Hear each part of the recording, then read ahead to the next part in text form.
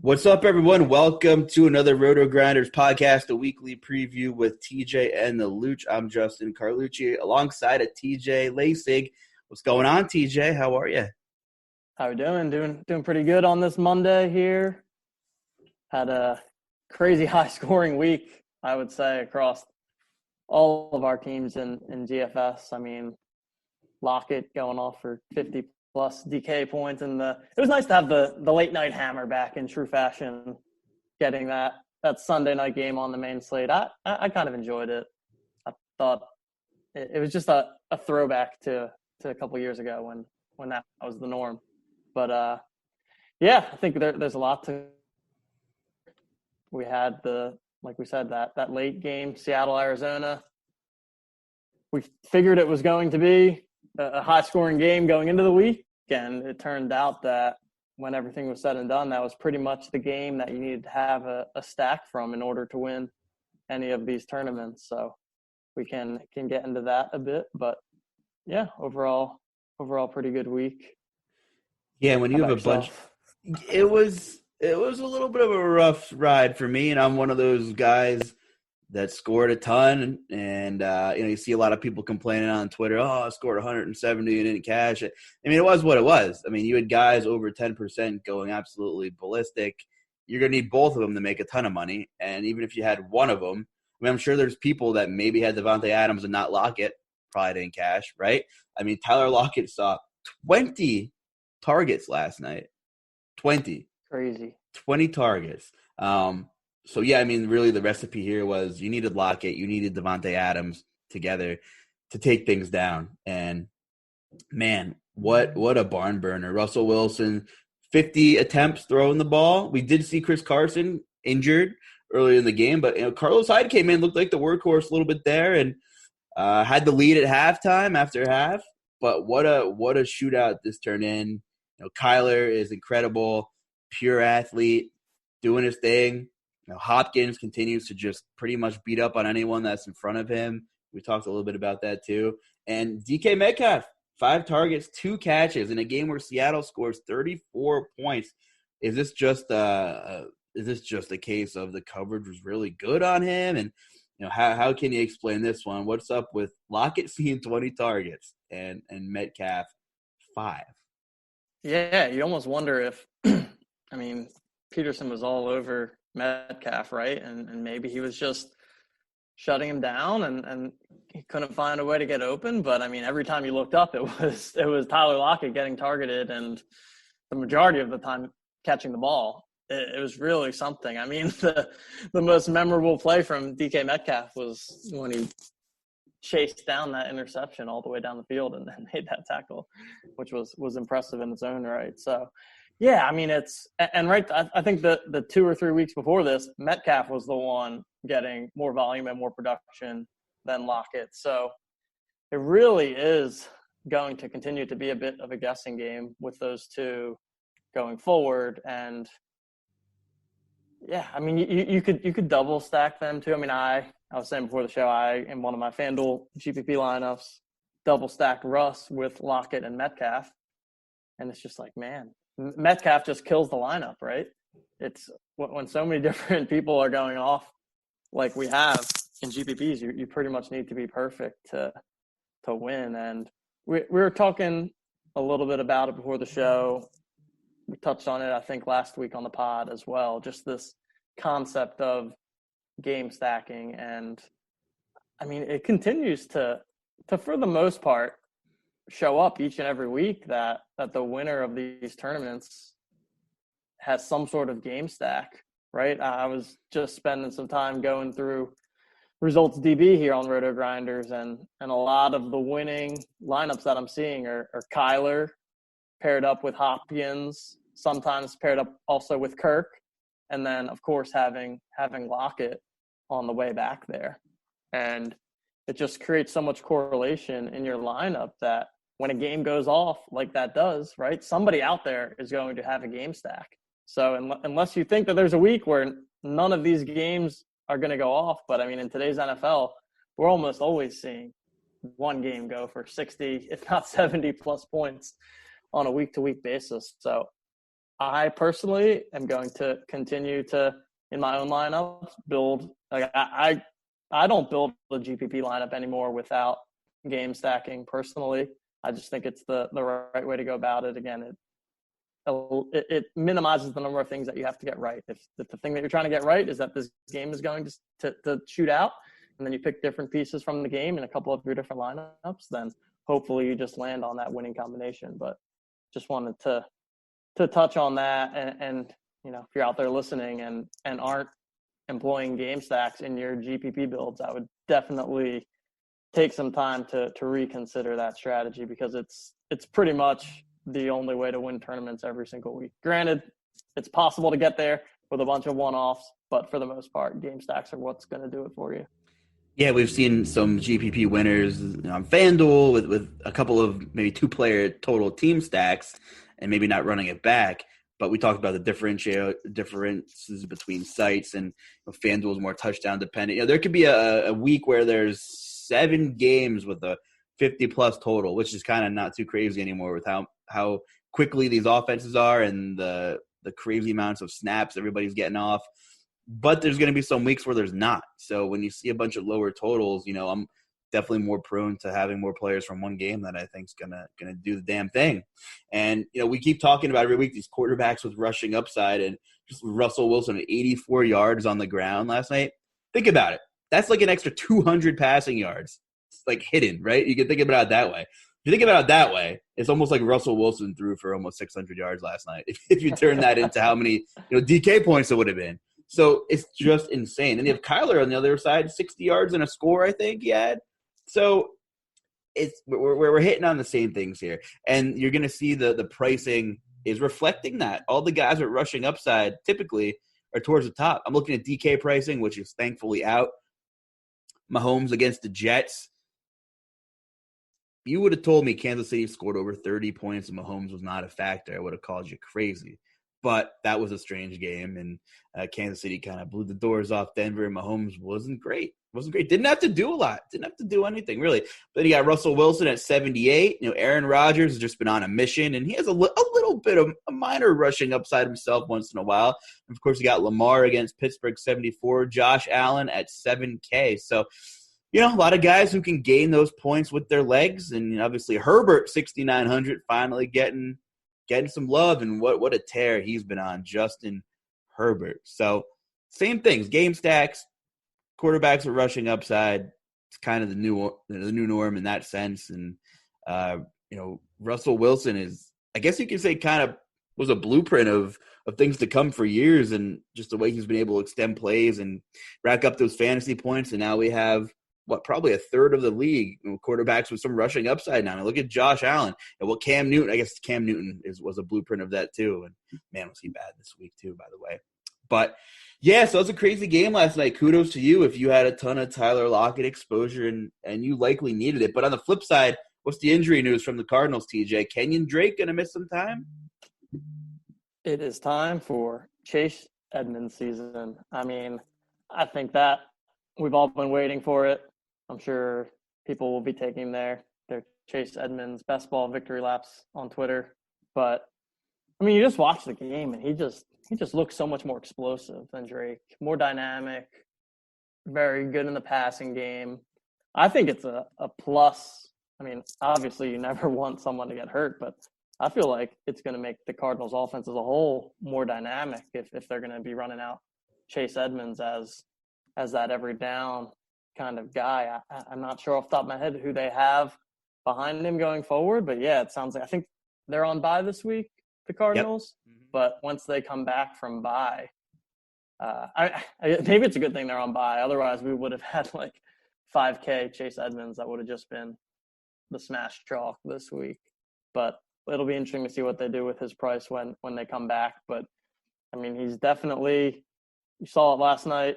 He ended up with 7 targets Chase Edmonds got in that game last night. So I think he's going to bring a ton of floor ceiling combination with his role in the passing game, with his dynamic play making ability, and in that offense with Kyler. So yeah, I think Drake and Odell Beckham and Chris Carson are really the I'm not sure if we have affirmative news on Carson, but Odell sounds like he's done right for the rest of the way. We'll get to Odell and another. I think those were the big injuries this week. Crazy Vegas game. High Vegas total and it delivered in Cleveland. We'll get to Odell and company momentarily. But it feels like Chase Edmonds has been around forever, and he was only 24. A couple of David Johnson years where everybody's like, well, yeah, watch out for this kid Chase Edmonds. And you're right. He's explosive. I think you're going to see even Kyler run out of the gun some more with a back like him who's elusive. And, Drake is pretty much kind of just a gasher, right? So that could really open up even more for the Cardinals. And hopefully DK and FanDuel both adjust the pricing to what it should be. Otherwise, we're going to have a 75% Chase Edmonds week coming up in a couple of weeks. But, yeah, Beckham, unfortunate news coming out of Cleveland. They won a thriller but lost their best receiver in Odell Beckham Jr. It was at a confirmed ACL, which could open the door for obviously some targets, some air yards. And it's not like Beckham was having the craziest season, but he was one of the guys I talked about who statistically had the biggest discrepancy in air yards to yards, which just shows you how inaccurate Baker really was. And, man, did he start off this game on the wrong foot. I remember checking his numbers in the first quarter. He was like 0 for 5 with a pick. And I was like, oh, boy, here we go. But it's not how you start. It's how you finish. And what a game that turned out to be from a fantasy point production side. And had some tight ends scoring. Maybe Jarvis Landry will start stepping up in the future. Kareem Hunt was pretty good. So what are your observations from that one, TJ? Yeah, I think Kareem Hunt is looking great. I think he was a great play last week. Will continue to be a good play going forward. I think his price stayed pretty much flat. I think he's maybe 6,900 going into this next week where they'll be home against the Raiders. So I think that's a pretty good matchup there. And that's someone I have my eye on early is Kareem Hunt for next week. Just has such a big role right now in this offense. He's getting work in the rushing game, getting work in the passing game. Let's see, he had 18 carries for 76 yards, also had 4 targets in the passing game, playing a ton of snaps. So I think that Kareem Hunt is and will continue to be the number one person that I'm looking to in this offense. And then with Beckham out now, it's about the second level of receivers. So looking at their targeted share from this past week, you had Rashard Higgins and Jarvis Landry, both with 6 targets. Harrison Bryant, tight end, who I guess was playing ahead of Njoku, or they're splitting time a bit, but Harrison Bryant ended up getting 5 targets and getting into the end zone twice. So he was obviously a super off-the-board play this past week, but maybe he's someone that will gain some potential steam going forward. I mean, we've been struggling a bit with the tight end position all year.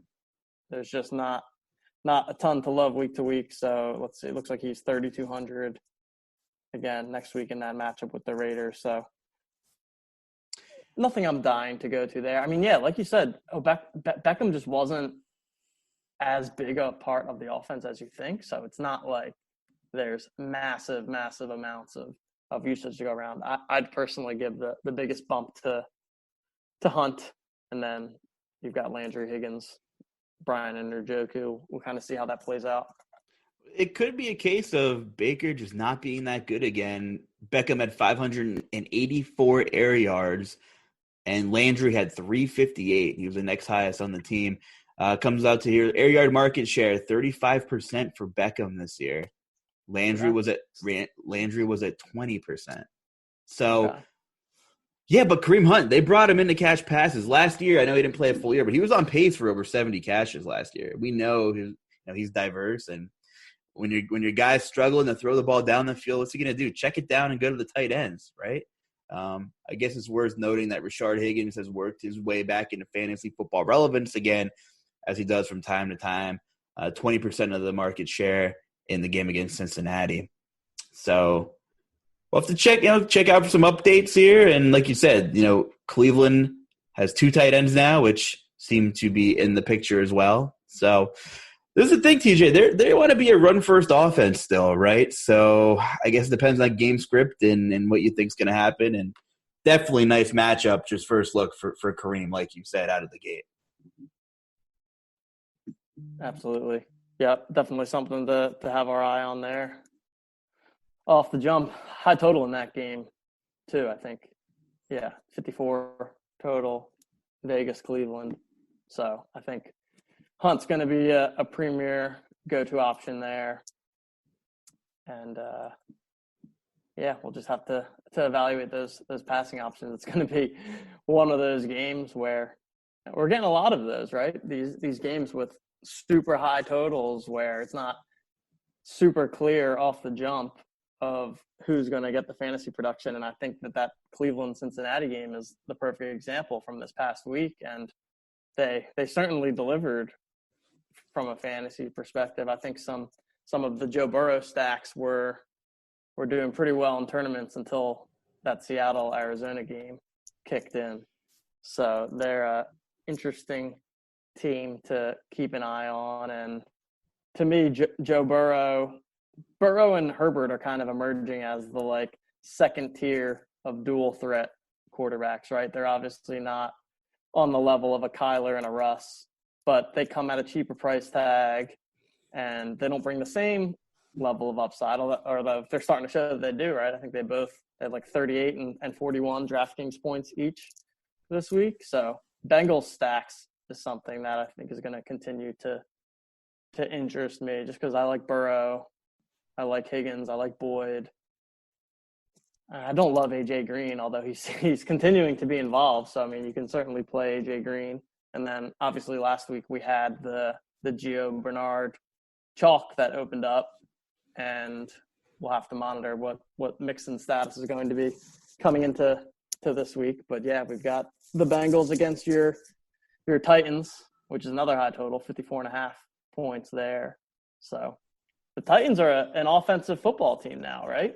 I feel like defense first, running the ball with Henry, but it seems like maybe they've got a little bit of a identity switch happening in front of our eyes.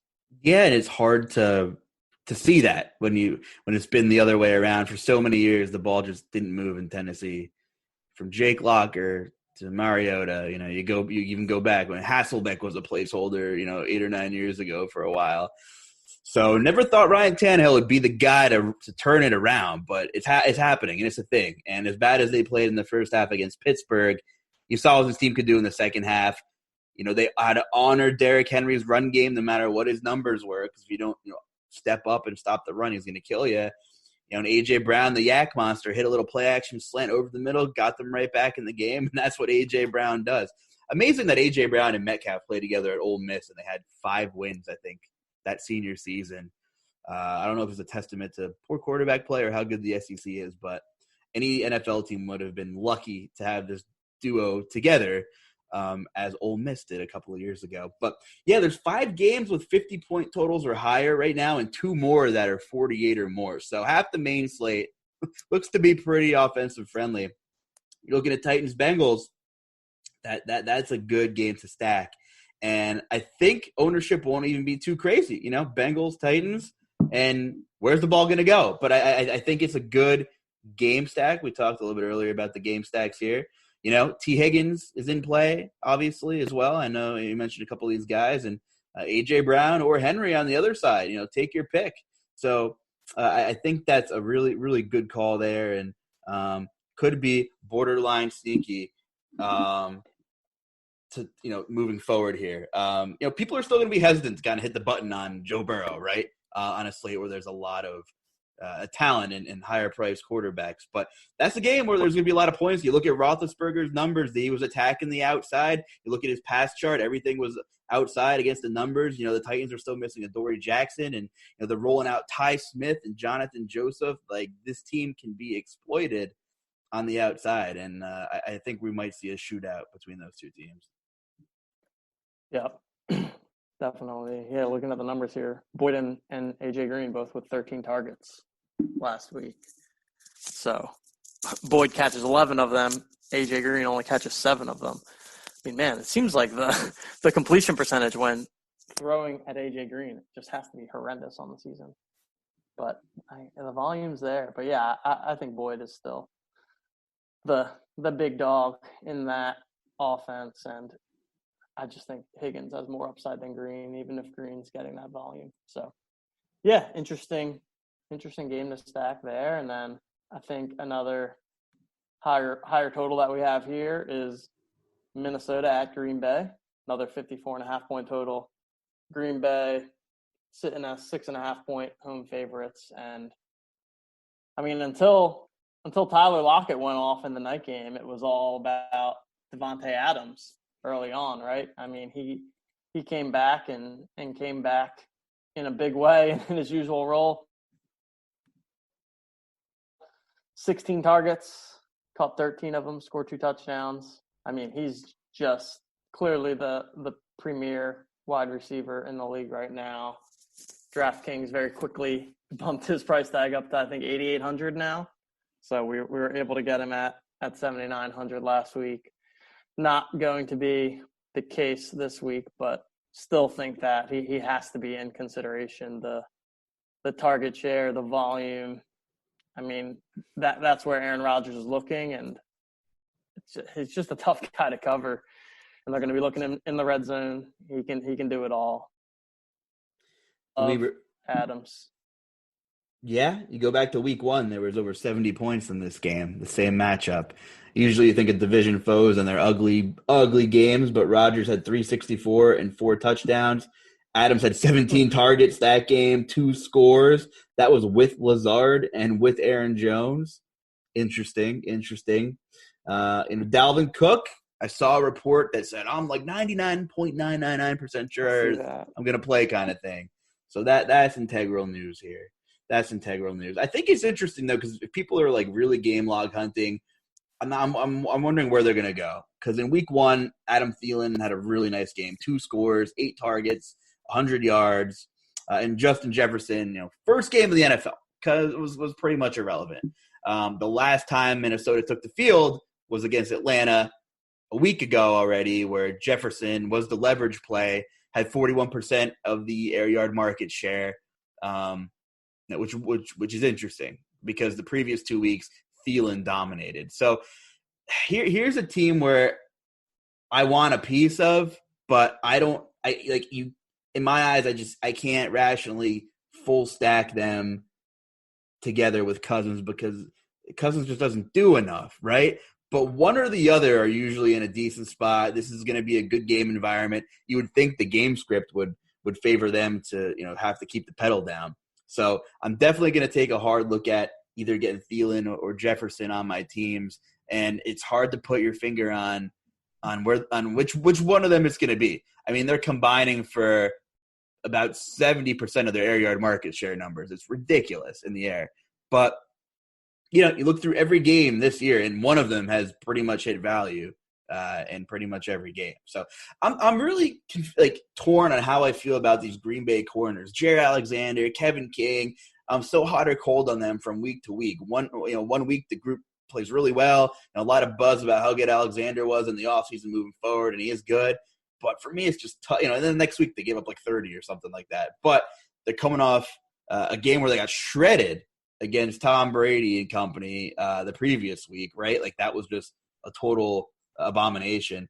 And Deshaun Watson, I know we talked earlier, he kind of backdoored a decent game, but Fuller and Cooks didn't really go nuts. So I'm a little on the 50-yard line on how I feel about that Green Bay secondary. But either way, obviously Adams gonna have a lot of ownership in this game. I'm sure Jamal Williams' price will be reflected on his usage and role. Is he like 61 on DraftKings, I think, or something like that? Yep, yeah, up to 6,100 now. Still a decent price. Minnesota's been struggling defensively, so I can't really fault anyone for going back there. Any thoughts on the Viking side of the ball? I agree with what you said. I mean, I think it comes down to Thielen and Jefferson. Their prices are starting to come pretty close together, right? So Thielen's at 7,200, Jefferson's at 6,500.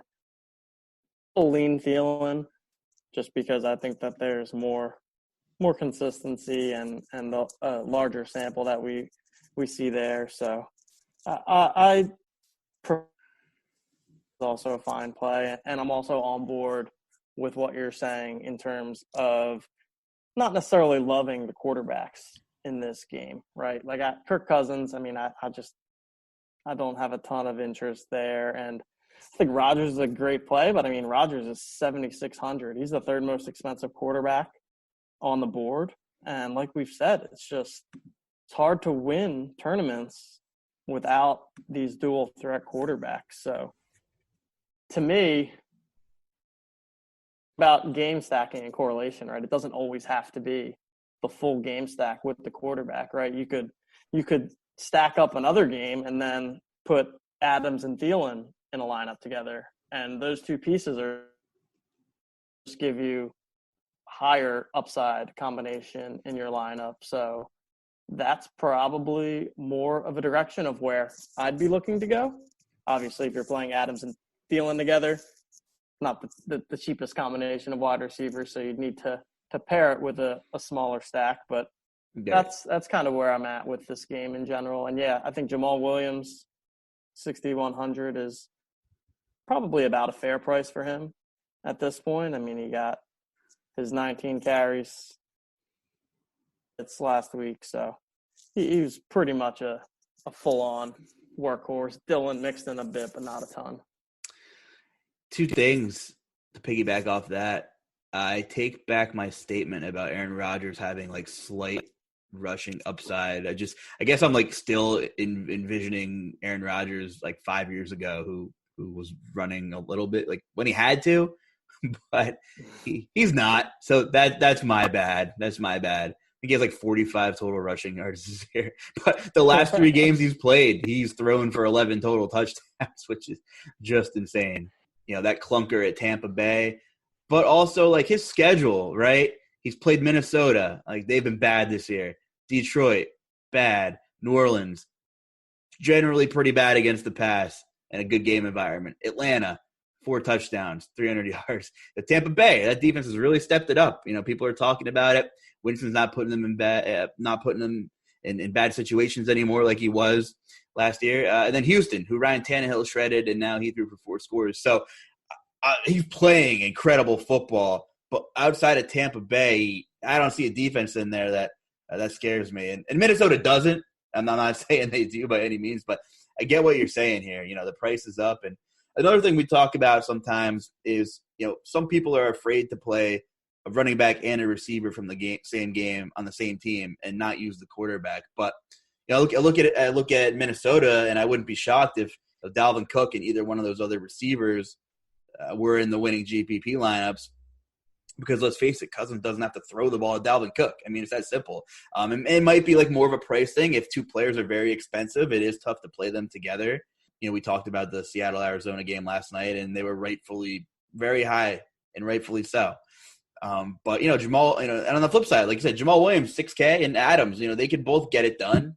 But maybe Aaron Rodgers only throws 2 touchdowns and isn't in the optimal team, right? So it is a price, you know, a lot of things to take into consideration there. But I will say Justin Jefferson for GPPs is kind of – people might see the price and be like, well, I don't know if I can pay $65 for Justin Jefferson. And he's sandwiched between Tyreek Hill, Kenny Golladay, Tyler Boyd against the Titans, and Cooper Kupp, Robert Woods against Miami, and Keenan Allen, you know, coming off a huge volume game. So might be able to get a little, you know, some decent ownership on Justin Jefferson. What do the industry people call it? Sticker shock? When the price is kind of at that level. That definitely is sticker shock looking at a 6,500 Justin Jefferson. But, I mean, he showed incredible ceiling, so you can definitely go there. And, yeah, back to Dalvin. I mean, I think he's a fine play as well. Just looking at the running back position in general this week, I mean, you have Kamara at the top at Chicago.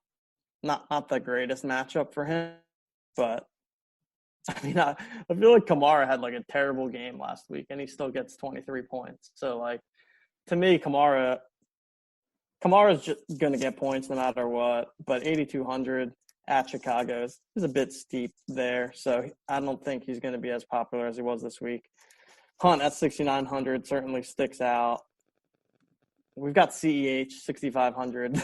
The Chiefs are like 20-point favorites, I think. Yeah. I feel like the last time I saw a line this high was when was it the they lost. I think it was like the Vikings were like 24-point favorites over the Bills one year and then just like crushed everyone's survivor pool dreams. That's what that reminds me of. But yeah, obviously there's big news there with Le'Veon Bell being on the Chiefs now. I think he got 6 carries last week. What did their snaps? Yeah, he had 6 carries, but Edwards-Helaire had 8. Yeah, that was just a weird game. Like the Chiefs just didn't have the ball, right? They were just. I mean, we saw some Chad Henne. We saw Chad Henne play. Yeah, I mean that. I don't think that we can really learn anything from that game. And yeah, the weather was whatever too. Just a strange game, but I mean, 20-point home favorites. I think CEH has to be in play, even if Bell's in there mixing in. Oh, man. CEH still has upside. Oh, I'm just seeing Le'Veon's price for the first time. This is like historic. 4,600. This is historic. We're witnessing history right here. What did you say? Backdoor Le'Veon Bell stack revenge game? Oh, you just said a lot of my favorite things. Oh, I thought that's what you said, TJ. That's exactly what I said. I mean, I don't hate it. Let's see. I can't believe they signed him. I mean, I guess like it's 2020. We've seen some crazy stuff. But I didn't see it coming. No, definitely not. And now we've got Antonio Brown. Oh yeah, heading to the Bucs, right? We didn't get to talk about that. Supposedly heading to the Bucs. Tom Brady just has so much pull wherever he goes. Right. Yeah. You saw the Bruce Arians quotes over the summer when they were kind of throwing it out there, right? He's like, there's no room for this guy kind of thing. Well, guess what, Bruce? Someone went over the top on you. I don't know who it was. But, man, can we free my guy Scotty Miller? Scotty Miller put on. He had like 100 yards. Yeah. I touted him like 2 Thursday Night Showdown shows ago, and he played like 40 snaps and didn't have a catch. So, sometimes I guess you just need that motivation, right? So I know this is like a funny narrative, but Antonio Brown going to Tampa Bay, Scotty Miller's like, I got to ball out or they're going to kick me off the team. CEH went off last week after the Le'Veon news. He had like 160 yards. Just some, funny narratives to kind of talk about here. Yeah, Le'Veon Bell, 4,600. I don't know. They're projected to score like 30-something points. You never know. He could dump one in. I'm not saying play Le'Veon Bell, guys, but I wouldn't be surprised if he had like 50 yards and a touchdown or something in this game. Let's see. Definitely. There should be plenty of ball to go around there. So, how about another 425 game? We talked about Seattle. Just so to tie it in with Seattle, they're playing host to the Niners in a 54-point total game, 425 this coming Sunday. I mean, do you like an angry Russell Wilson? The Niners are tough. I mean, what a tough division the NFC West is from top to bottom. What are your thoughts on this one? Yeah, I mean, I think that Seattle, the offense is so good and the defense is so mediocre that they're almost always in play. And yeah, I know that San Francisco is typically one of the teams where you say they have a strong defense, but I don't see them being able to do much to stop Russ and company. And yeah, on this, San Francisco is always a tough team to figure out. I mean, all of a sudden this week, Jeff Wilson is just getting like every carry and every snap, and McKinnon's hanging out on the sidelines. Like, I don't think any of us saw that coming. So for me, when it comes to San Francisco, it's pretty much always Kittle or bust. I just think that the other spots, it's so difficult to predict what Shanahan's going to do there. So if I'm looking at this Seattle-San Fran game, I'd probably be looking at a Lockett Kittle or maybe even a Russ Metcalf Kittle. Again, I think for tournaments, it's always a smart move to go with whichever of the two between Metcalf and Lockett is not getting the chatter, not getting the ownership. Yeah. If somebody tells you that they can predict on a week-to-week basis which of those two is going to go off, that's not true. Like, there's no indicator to determine one way or the other. But I could almost guarantee you that one of them is going to go off. I think, and they're too expensive. It's too expensive to play Russ, Lockett, and DK Metcalf together. So, but again, even you get to a Russ, Lockett, or Metcalf and Kittle. I mean, even that's expensive. So, but like we said, I said the same thing this time last week about the Seattle-Arizona game. Said it's a great game to stack, but it's an expensive game to stack. But the people that paid the money to stack it and found the pieces to fit around it elsewhere, those are the people that won tournaments. So I think that, we can't be afraid to – it may seem like we're overspending to stack a game, but it can certainly be the right thing to do. And obviously a lot of value opened up this past week, so maybe that's a bit of a unique situation, and we'll see what opens up this week. Well, you just got to go ahead and get these teams that are going to put up 35, 40 points and get all those fantasy points to go with it. Talk about sticker shock. Davante Adams, $1,300 more than any other receiver on the slate, and rightfully so. I guess he needs to be up there with the circumstances and what his production has been when he's been healthy. And great call. DK Metcalf will be the leverage. Who is going to pay for him when Tyler Lockett just put up historic numbers? He's $7,500. He's the second most expensive receiver on the slate. That's expensive, though. That's tough. It's so tough. It is. Oh, yeah. People are going to want to play Lockett at $7,100. How could you not? I always like Lockett, and then he gets 19, 20 targets, whatever he had. In one game. Yeah. So, like we said, I think anything else on the San Francisco side that you're liking outside of Kittle? Ayuk, I think, had an okay game. I'm making that up. Yeah, and you know what? Seattle's been getting smashed by receivers. Debo is doubtful, I saw. Debo Samuel, doubtful, expected to miss some time. So that certainly opens the door. And Brandon Ayuk, pretty affordable. $5,800 in that game. Seattle's short-ish week, kind of, I guess you could say. So I don't hate that. But, yeah, Kittle, those are two obvious run backs there. Who knows what's going on in the backfield with the whole McKinnon thing, and JaMychal Hasty got some run. It was pretty good, by the way. And we'll have to keep an eye on Mostert's on IR. Yeah, Seattle What about Hyde? Are we going to want to play Hyde?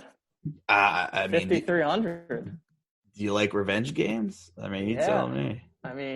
Because I think Carson's going to be out for sure, right? I think I saw that he was like week to week or something.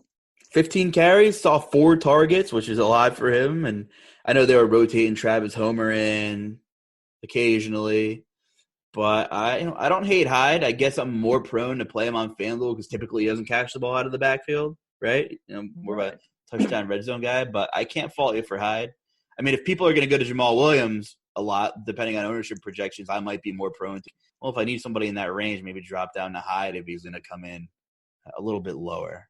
Yeah, that should be that's a sneaky game, I think, with all the totals. And, people are like, Niners, well, they're typically pretty good, but Seattle's just on another level, absolutely on another level. Another one I thought is interesting is, I guess we should talk about the Rams and the Dolphins. Tua going to make his first start. Some more news from earlier this week. I love Tua. I love seeing the rookies. I'm all about these guys getting their chances, but what a punch in the face to Fitzpatrick, who was playing really well and had this team competitive. And I guess I'm a little surprised in a season where the Patriots are finally in a lot of trouble for the first time since I've been in first grade, that the Dolphins are kind of right there, that they made the switch when they did. So we'll see what happens. And maybe Fitzpatrick gets moved somewhere. The trade deadline is coming up. Lots of rumors in a lot of teams.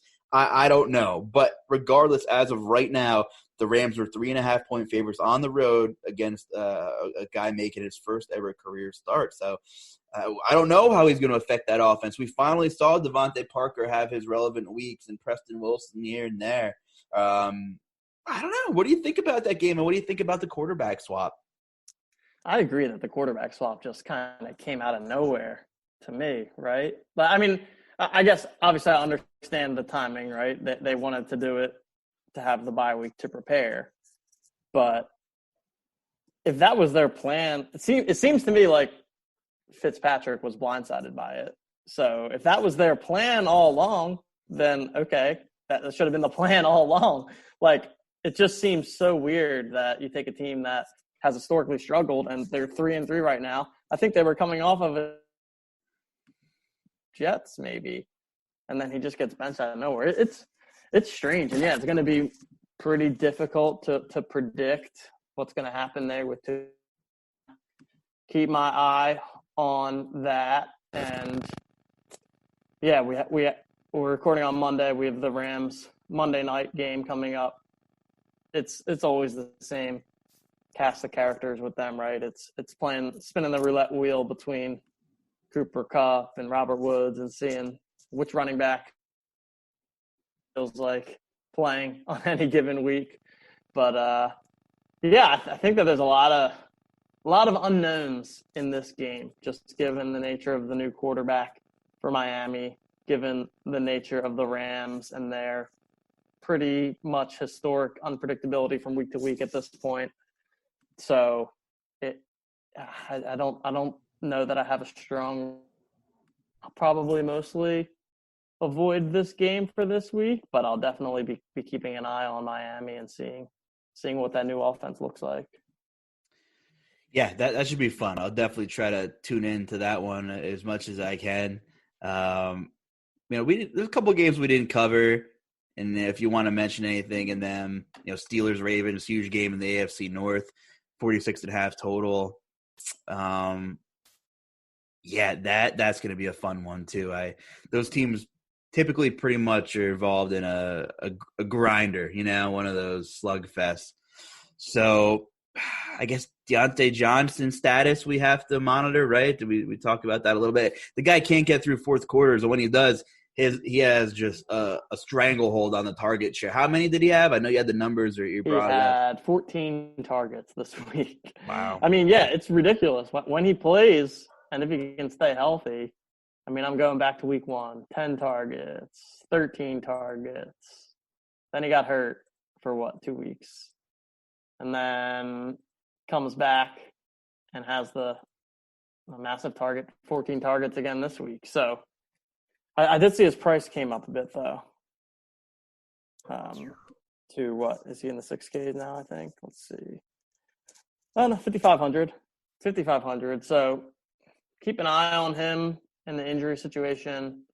Baltimore, of course, greatest matchup. And yeah, I think I agree with what you said, that most people will view this game as more of a grind fest. Two good teams, solid defenses going at it. Maybe not as much shootout potential as some of the other games. So I think it'll be lower owned in general, but probably for good reason. Yeah, and then you got Patriots, Bills, kind of lower total there too. Two teams that are typically, uglier games, I guess. If there's anybody I'm interested in this game, I think you could consider playing Diggs as a one-off. He had 11 targets, didn't do much with them, but the volume's still there. Monitor John Brown, what's going on. There's some guys that had COVID there.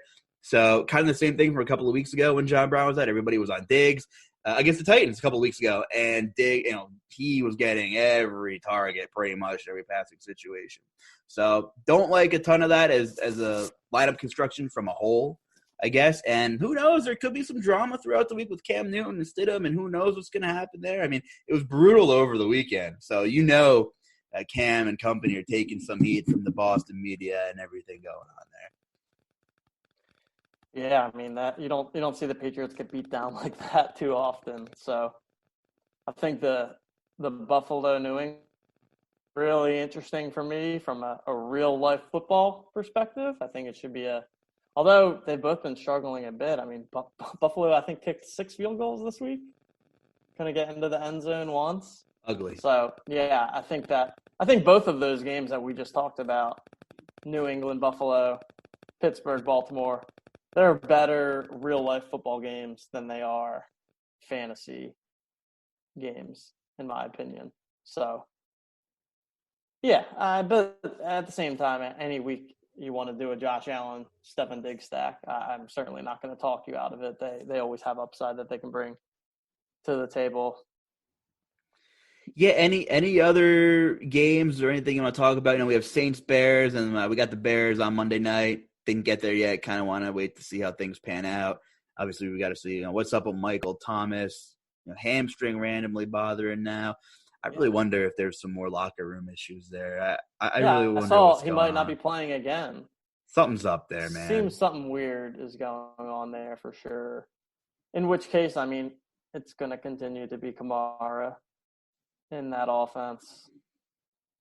And I played Traquan Smith in my cash team along with 10,000 other people this week, and I mean he didn't do much of anything. Callaway was the Callaway guy. ate it away, right? So let's see what he ended up with. Nice game for him there. Nice game for him. 11 targets, 9 catches, touchdown. They're gonna be playing at Chicago, who have typically been pretty good against receivers this year too. So for me, that game might be kind of a pass unless there's something going on. I guess obviously consider Kamara every week, no matter who they play, especially if Michael Thomas is out. You know how that is. I'm with you there.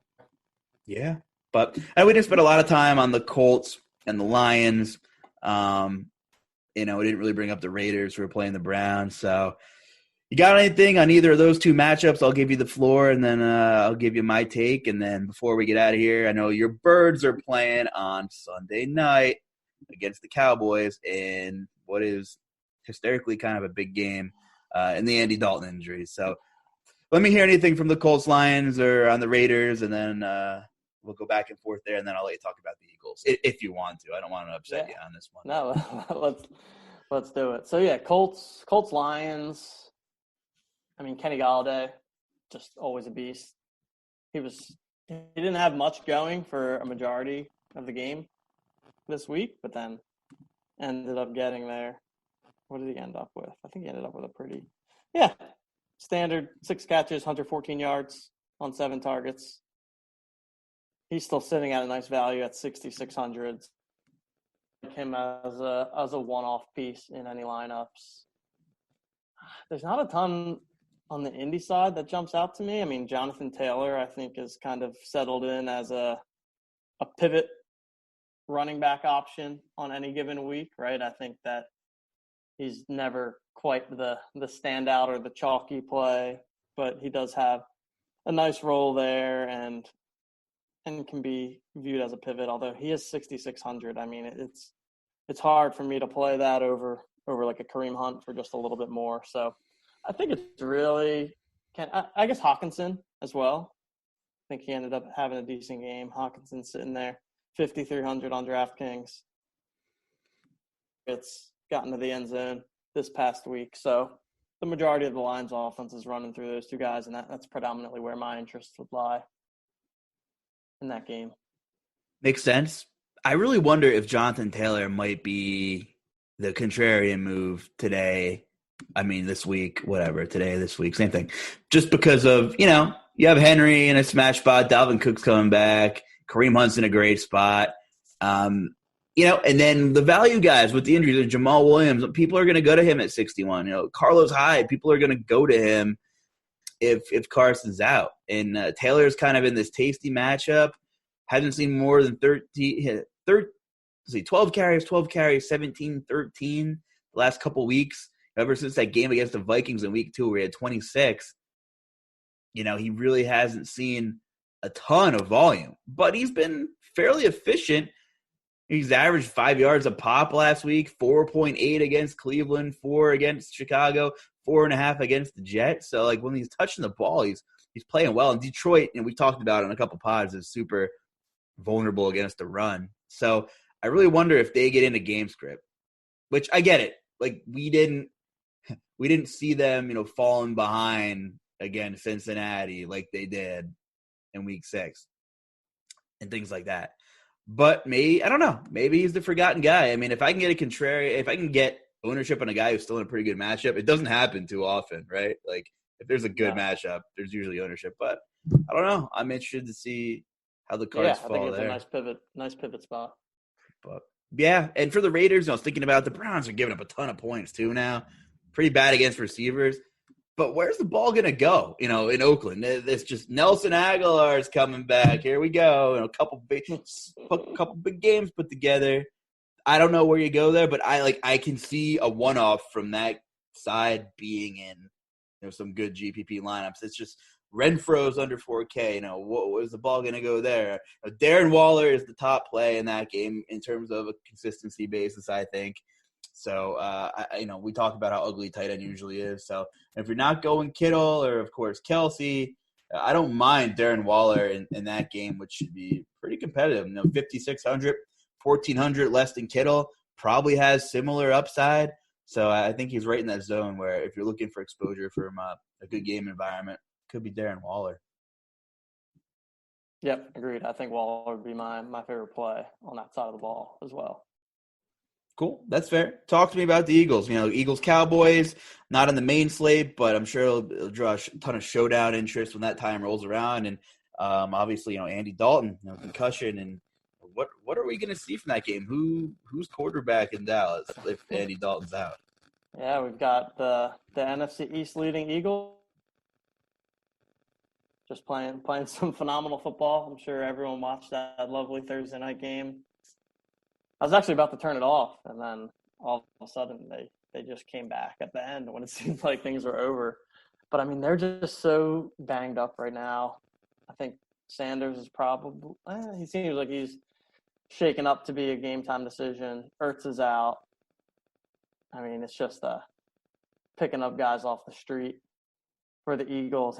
And then the Cowboys are in even worse shape. I mean, I actually don't – I'm not even sure who their next man up is at quarterback, but it sounds like Dalton could be in some trouble here. And it'll be interesting to me if Dalton is out for any substantial time, if Dallas tries to make a move for a Fitzpatrick type of thing, or if they just kind of throw in the towel on the season. But, I mean, it's a shame because there are so many fantasy-friendly pieces in that Dallas offense. And when we're trotting out someone off the street at quarterback, it's tough to play any of them, even Zeke included. So it's going to be it's exciting of a game as I would have thought Eagles-Cowboys would have been preseason. But it's still Eagles-Cowboys. I'll still be getting up for it. There will still be plenty of showdown action to go around for all of us to entertain ourselves with, but just not high hopes for this division in general. It's a sad sight, and it's almost just like, man, it would almost be easier if the Cowboys were just a clear favorite in the division, and then we didn't have to worry about it. But now instead, it's like still rooting for the Eagles each and every week, even though you know that if they make it to the playoffs, that they got no shot. What a difference a couple months makes, Right? Crazy.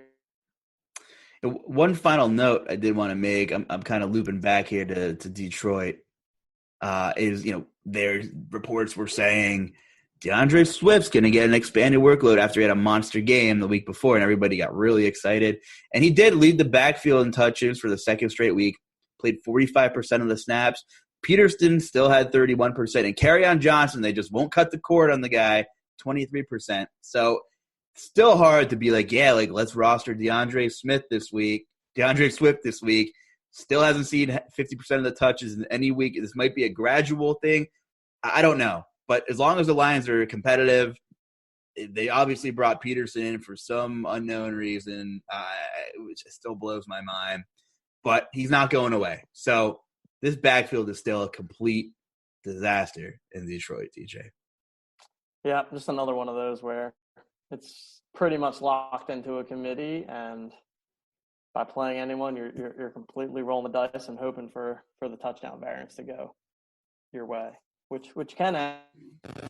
It's obviously just a lower percentage play, more of a dark throw. Got anything else before we head out? No, I think that's about it. Stack up those games, like we said. Think that there's a couple this week that we can go to from a game stack perspective, and it also seems like the friendliest games to stack are more on the cheaper side in terms of salary. So it gives you the opportunity to stack up some cheaper games, but also fit in some of the top expensive plays from other games. But yeah. Interesting week this past one. I think the chalk hit harder than we've seen in previous weeks. So we'll see what injury news emerges. I mean, I feel like the slate we ended up playing last week was nothing like the slate you and I talked about on Monday with the Gio and the Jamal Williams opening up and the Traquan Smith. So we'll see. Guessing game in the NFL every week. But, especially on a Monday night when you're trying to figure it out. I mean, yeah. we could not guess that news was coming. When I saw Aaron Jones with a game time decision, I thought, really? Didn't Right. hear anything about that on Monday. But we do the best we can. Hopefully helps out. Check us out. Give us a like. Give us some feedback. Subscribe. Download. We appreciate all you guys. Check TJ out on Twitter, TJL5124DFS. Give me a follow at the J Carlucci. Send us some DMs, any questions, any feedback. And we're here to help you guys out, as is the rest of our Rotogrinders team. For TJ Laessig, I'm Justin Carlucci. Have a great week, and good luck, everyone.